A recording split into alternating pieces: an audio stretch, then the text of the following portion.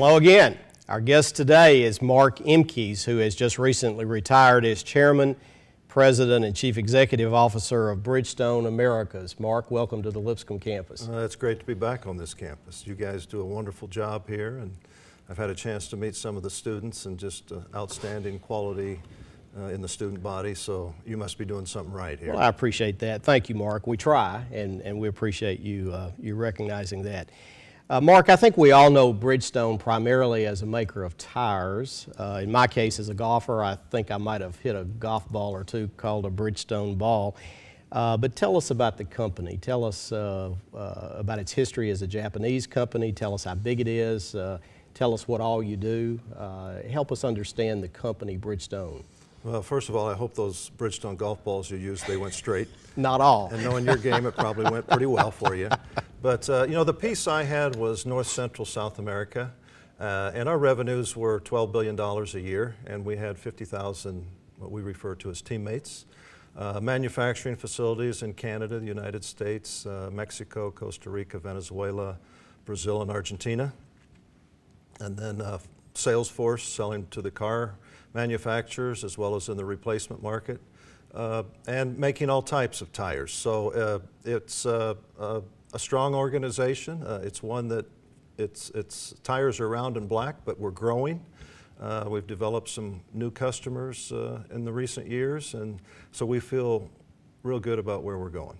And it is a Japanese company based in Tokyo. Yeah, in 1988, Bridgestone bought Firestone and decided to continue with both brands, Bridgestone being the premium brand and Firestone being the value brand. Mm-hmm.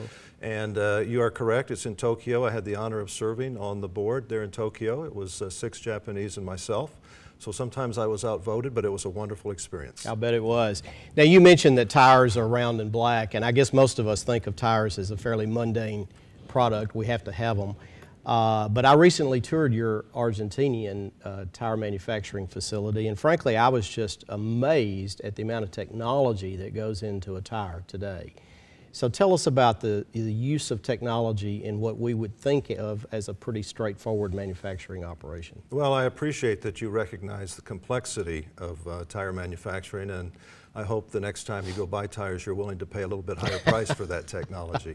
But you know, what happens in tires, I mean, there's so many uses for tires and different applications. I mean, first of all, you get your passenger tire, light truck, truck tire for 18-wheelers, tractor tires for the John Deere tractors, and then the big off-the-road tires for Caterpillar equipment. And so there are different operating conditions, different vehicles. But let's just take the passenger tire segment as an example. Most of us, we want a tire that will wear reasonably well and yet make sure that we can get the necessary grip when we need to start and stop. And we could make a tire that lasts 200,000 miles. And a lot of people would say, well, make me that tire. Well, the rubber would have to be very hard. And on a wet day, when you try to stop at a stoplight in Nashville, pretty good chance you end up in Memphis because that rubber is so hard you can't stop. Sure, sure. So there's a balance that we have to find between wear and grip. On the other end of the spectrum, if you talk to a guy like Helio Castroneves, who's won the Indianapolis 500 3 times, he doesn't care about mileage. He says, give me grip. Because when he goes into turn 1 at the Indianapolis Motor Speedway at 225 miles an hour, he's not worried about how many miles he's going to get. He wants to make sure that tire grips the road. So you have tires for race cars, but then the performance vehicles like Ferrari, Porsche, even to some extent Mercedes, BMW. They're perhaps looking a little bit more for grip than for mileage, whereas some of the more standard vehicles are looking a little bit more for mileage and a little less grip. So as a result, there are so many different specifications when it comes to making a tire, and it makes it complicated. And gets more complicated, I guess, as the years go along and the technology becomes more sophisticated.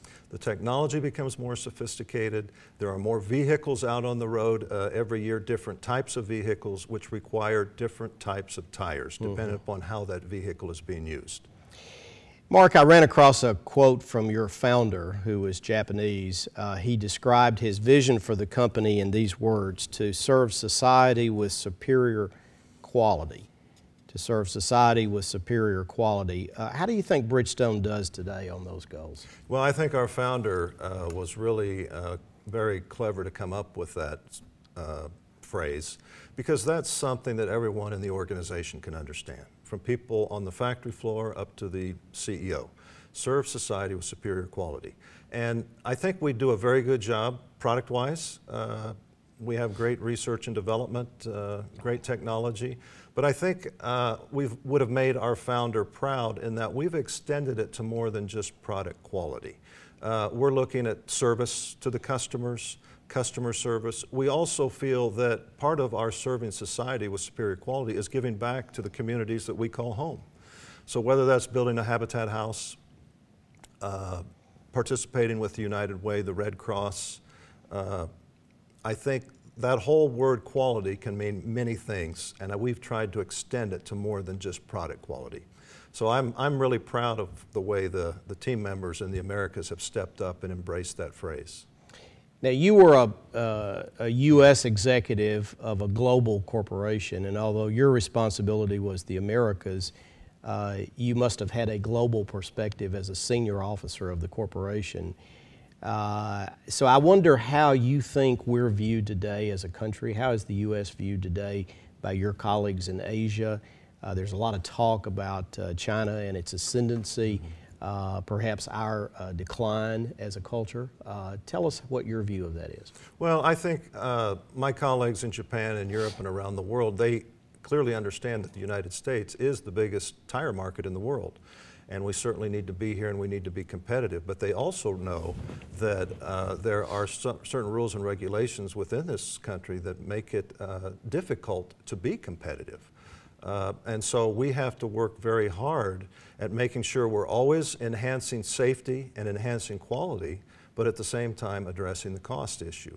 So some of the things we've done here in the Americas in the last, I'd say, 8 or 9 years, we've looked at our high-cost facilities, and we've tried to understand, does it make sense to invest in those facilities, or do you close it down?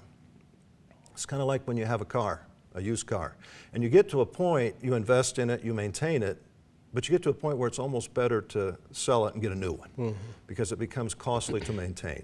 So over the last several years, I mean, we have closed facilities in Oklahoma City, Mexico City, and even in Santiago, Chile, and one in Noblesville, Indiana, an air spring factory. But we've opened state-of-the-art facilities in Brazil and Mexico, and we continue to invest heavily in our factories in South Carolina, North Carolina, and in McMinnville, Tennessee. So I think we have to always address, focus has to be safety and quality, but if you're not constantly looking at costs and ways to reduce costs, you won't be here very long. But it has to be done on a very logical, systematic program basis. So, Mark, if you were appointed U.S. Manufacturing Czar by President Obama, what would be the first thing you'd do? How would you correct the impression that we appear to be on the decline in our capacity in the U.S. manufacturing sector? Well, and certainly the manufacturers that are here in this country, in my opinion, they do a very good job. But just as you mentioned, unfortunately, there isn't a whole lot of manufacturing left in this country. So what I would do if I were given that job, the first day on the job, I would call the CEOs of Caterpillar, of John Deere, of Bridgestone, of General Motors, of Ford, and some of the major industrial manufacturers that do have plants in the United States but have moved a lot of their production to other countries. And I would sit them in a room and say, hey guys, thank you for what you've done in this country, developing manufacturing, creating jobs. We know you've moved some production elsewhere, and we fully understand if you put a factory in China to service the Chinese market, you have to do that. That's business. But if you're putting a plant in another country to produce and then export to the United States, let's talk. And what is it you need to make sure in the future that instead of putting that plant somewhere else, you would put that plant here in the United States? Now, we hear a lot about China, of course. In these days in which we live, China is talked about as the country of the 21st century. What's your perspective on our future relative to China? Well, I mean, I certainly have tremendous respect for the Chinese, for the Indians. I mean, they just have an incredible thirst for knowledge. I see it in the students. You see the whole middle class developing, and these countries are fully embracing capitalism. They want to get ahead. And I think the thing that really impresses me about them is the fact that they feel that they're not entitled to anything.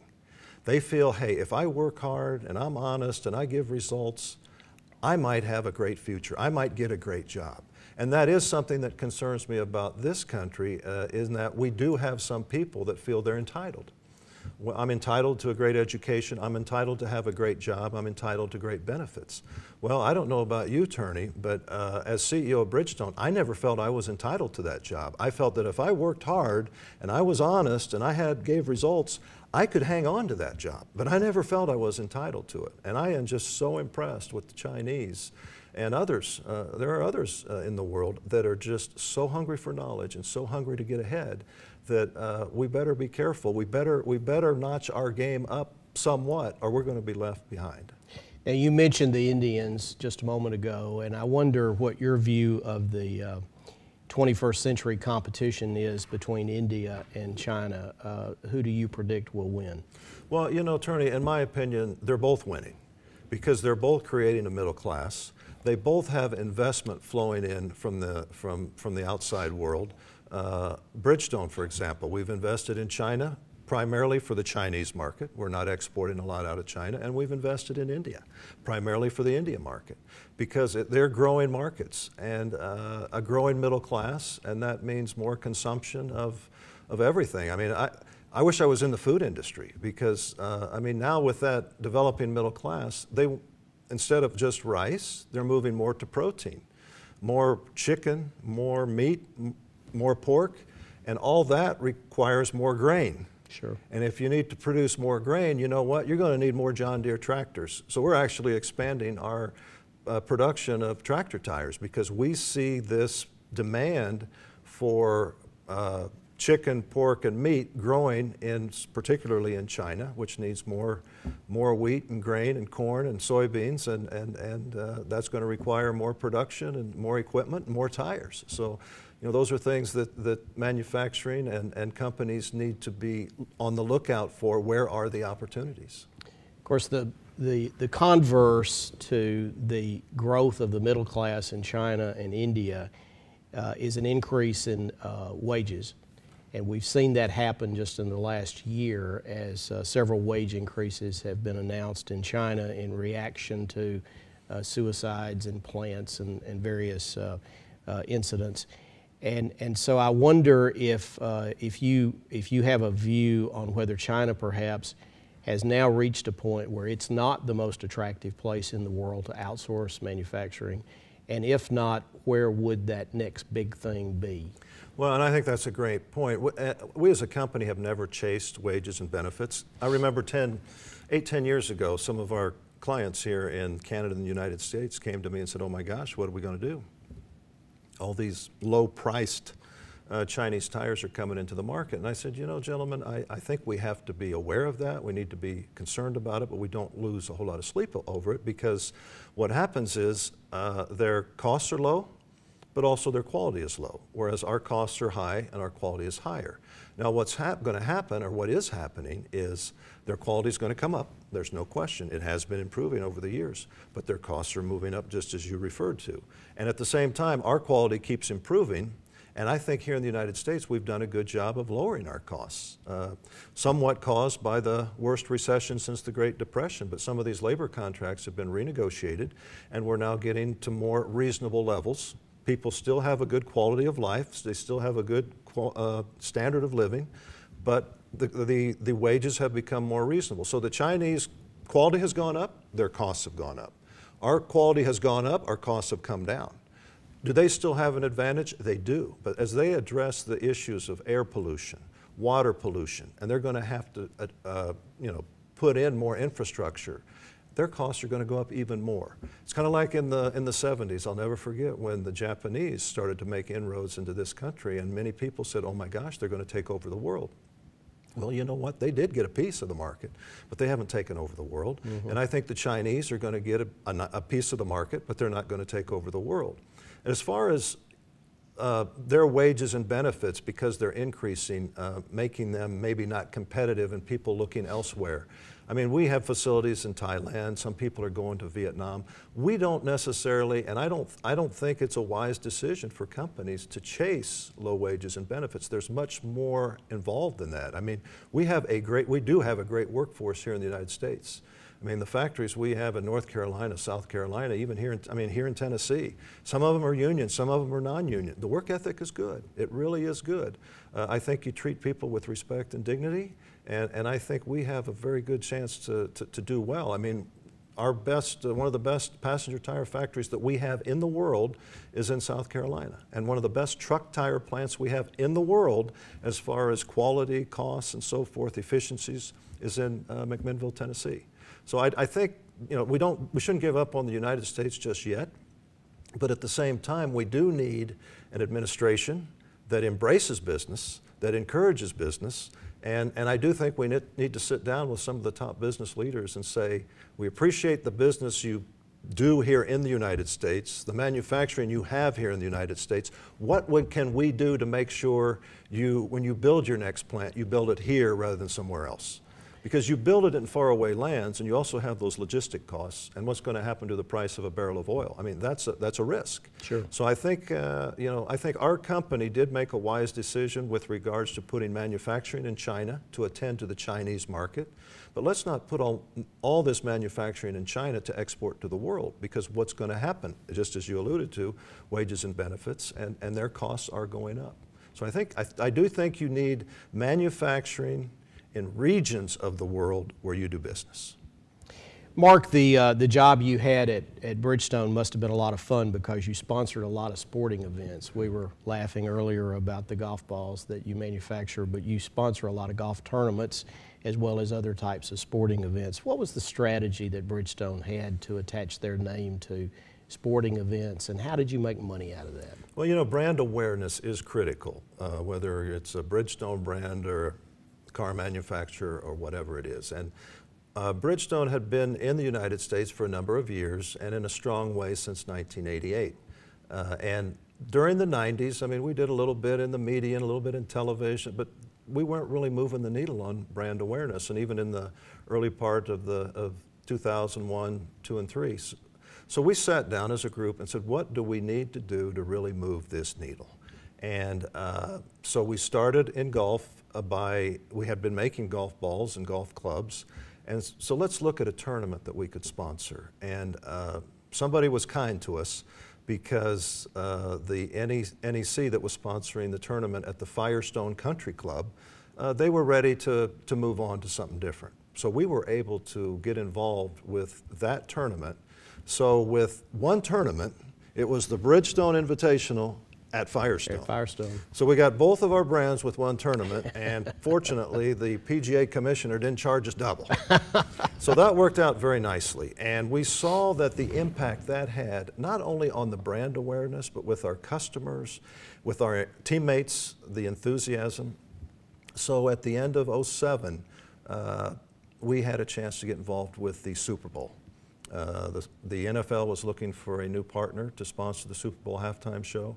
And we took a couple gulps and we said, let's do it. And that has had a significant impact on brand awareness. The needle is now moving. And when there's brand awareness, the sales, they follow. Eventually they follow.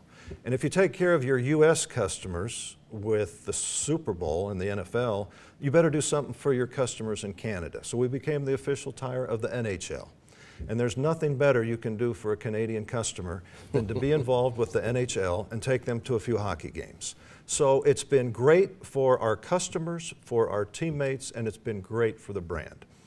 And recently, we about a little over less than a year ago, we said we're doing all this for the Bridgestone brand, and that's our premium brand, but we need to do something for Firestone. It's a traditional brand. It's a value brand. So our people came up with the idea, Major League Baseball. You know, there's nothing more hot dogs and apple pie and tradition than Major League Baseball. So Firestone is now the official tire of Major League Baseball. So let me tell you, for being a product that is round and black, it's sure been a lot of fun. I bet it has. Now, why did you put the name Bridgestone on the arena in Nashville as opposed to the name Firestone? And what was your strategy about a local decision like that as opposed to a national or international branding decision? Well, that is a great question, because that was lingering in our minds.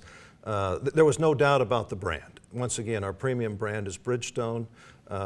Our profit margins are higher on Bridgestone, so the more Bridgestone product we can sell, the better off we are. So there was never any doubt about the brand, but we were thinking, does this make sense or not? Because you say it's more of a local, and that's what I thought too, until our people showed us, for example, Predators games that are televised in some cases nationally, the Country Music Awards that are televised nationally, and all of a sudden it's Paul McCartney plays at Bridgestone. If anybody would have told me 10 years ago that Paul McCartney and Bridgestone would be in the same sentence, I said, you'd be absolutely crazy. Sure. And then it didn't hurt that we were lingering. Should we do it or should we not do it? The mayor called me at 9 o'clock in the morning. Governor Bredesen called at 10, and the NHL commissioner called at 11.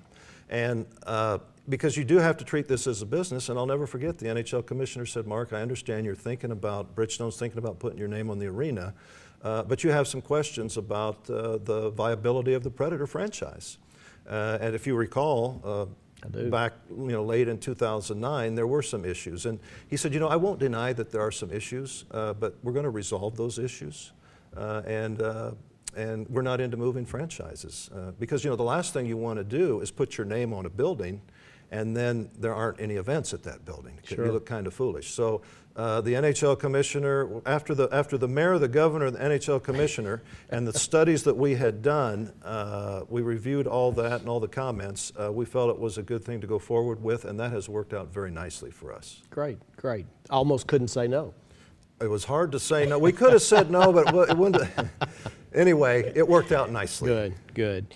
Now, you're on a college campus today, and again, thank you for being at Lipscomb University and the College of Business today. We're honored to have you here.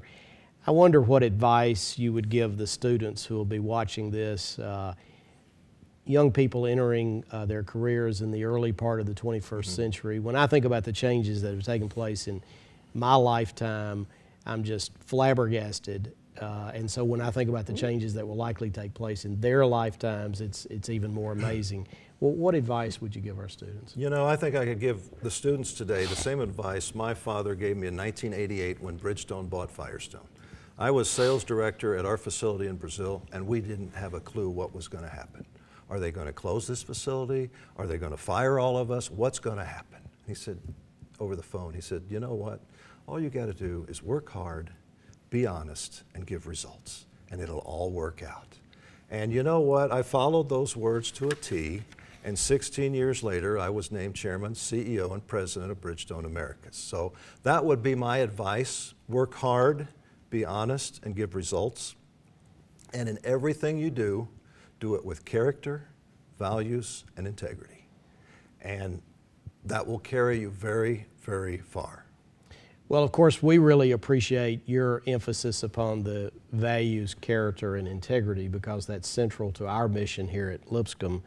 We think our mission is to not only instill academic excellence, but to challenge our students to develop integrity and a sense of moral character, and we think we're known for that. We're yet to graduate the first perfect person in 120 years, but we do try to challenge our students to prepare themselves for the reality of the world that they'll live in. So I wonder what thoughts you have about what's wrong with American business culture. It seems like every headline we read is a crisis, it's a scandal, it's a fiasco. We've heard so much about this since the downturn started in 2008. What's wrong with us?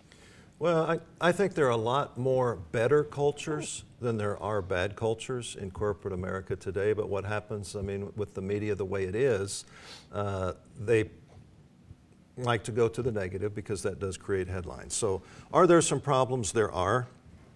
But I think that's what I love about Lipscomb University, is that you teach those character, the values, the integrity. And I have always embraced that. And I've also always embraced a strong, caring culture.